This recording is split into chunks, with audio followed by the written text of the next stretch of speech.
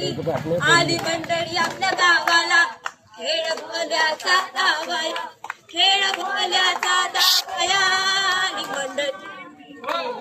आली मंडळी आपल्या गावाला आम्ही अधिकार सांगतो आम्ही कर्तव्य सांगतो लाभ दुर्लाभ सांगतो मार्ग भोल्याचा दावितो आम्ही दाखवितो खेळ द्या थोडा आम्हाला वेळ आली आली नाटक मंडळी आली नाटक मंडळी आली नाटक मंडळी आली नाटक मंडळी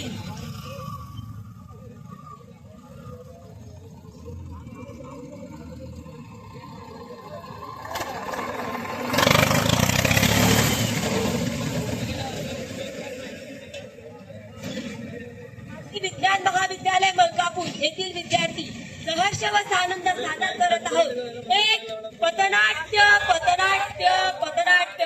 आणि पथनाट्याचा विषय हरवलेले बालपण आणि मोबाईलचे अतिक्रमण.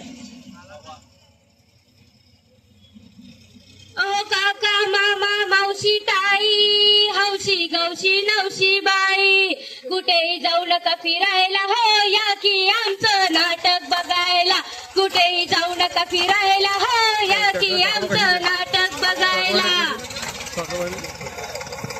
राम राम मंडळी राम राम.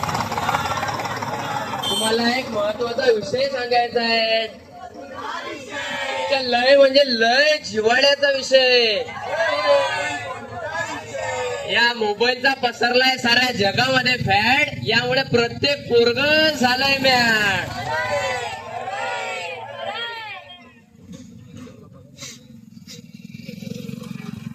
नमस्कार सर्वांना माझा साष्टांग नमस्कार. लपंडाव विटीदांडूचे दिवस गेले मोबाईल आणि फेसबुकच्या जाळ्यामध्ये बालपणाचे हरवले. हाय आले हॅलो आले सबको राम राम गप्पांच्या अड्ड्यांवरची सगळी मजा संपून गेली. मोबाईलच्या या जाळ्यांमध्ये सगळी दुनिया अडकून गेली.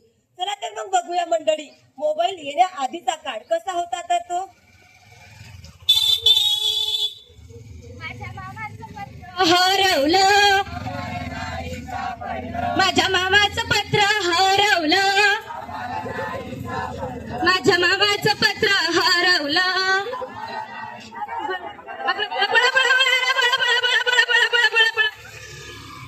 चिमणी उड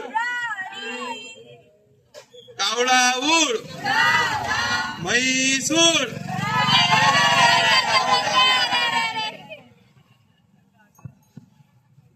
तर बघा मंडळी आपले हे सर्व आपल्या बालपणात कसं हरवले आहे. कोणी क्रिकेट खेळत आहे तर कोणी गोट्या खेळत आहे. तर आपण आपला मोबाईल बाजूला ठेवून सर्वच म्हणूया आम्हाला आमचं बालपण परत हवंय आम्हाला आमचा आकाश परत हवंय. तर आता बघूया मोबाईल येण्यानंतरचा काळ.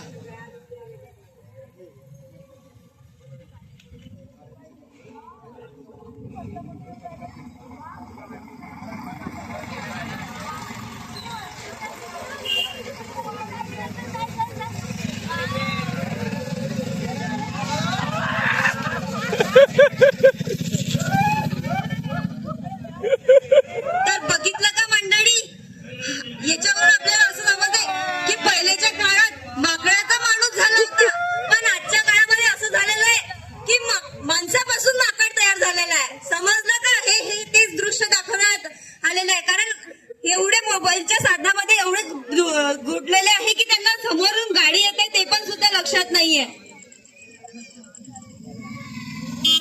इलेक्ट्रॉल केला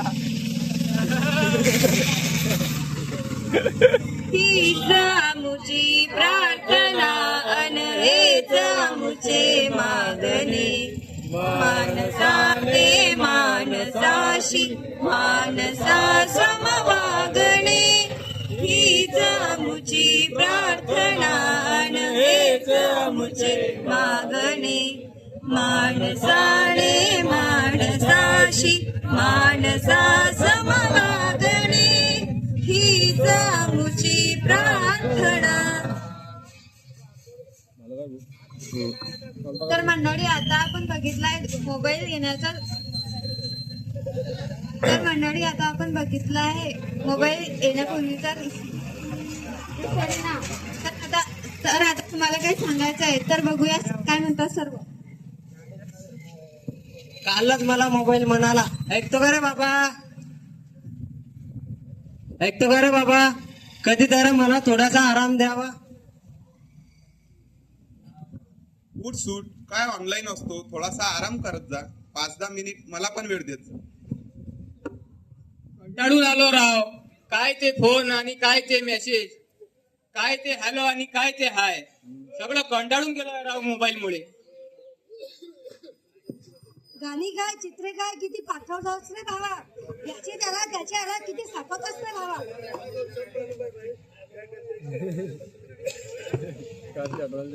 आता या मोबाईलचं तर एवढं हे आहे की खरं काय खोटं काय नेहमी खोटं खोटंच फसवतात आणि इमोजीने घसवतात आणि इमोजीनेच रेडवतात.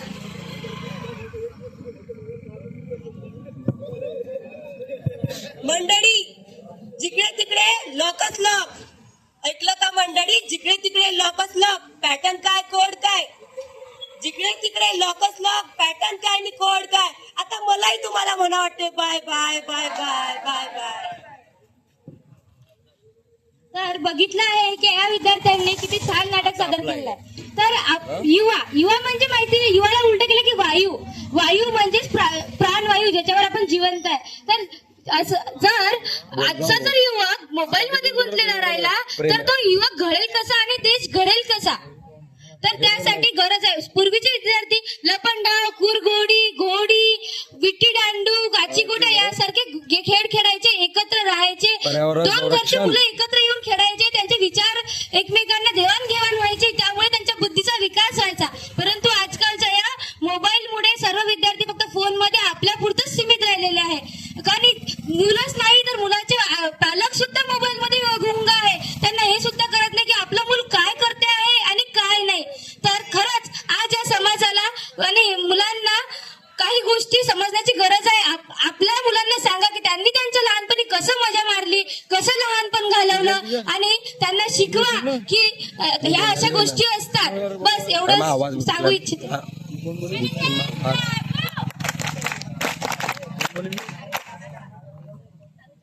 भारत माता की जय, भारत माता की जय, वंदे मातरम, वंदे मातरम. स्वच्छ गाव सुंदर गाव, स्वच्छ गाव सुंदर गाव, एनएसएस के चीते हैं, एनएसएस के चीते हैं, एनएसएस का बाली किल्ला, एनएसएस का बाली किल्ला.